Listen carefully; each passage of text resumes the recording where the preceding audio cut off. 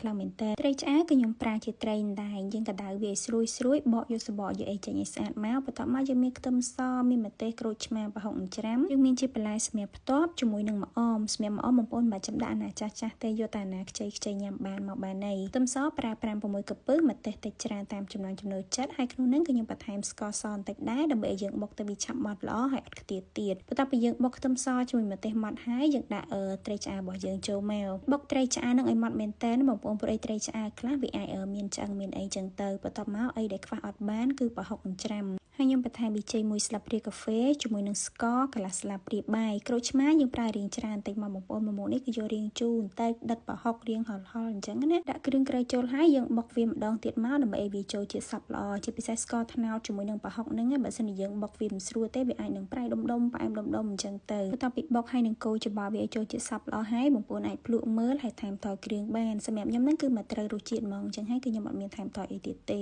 ចុងក្រោយគេយើងគ្រាន់តែដាក់ម្អមចូលច្បល់វាទៅ4-5ត្រឡប់ទៀតទៅគឺរួចរាល់ហើយសម្រាប់ម៉មងនេះគឺយើងញ៉ាំជាមួយបន្លែ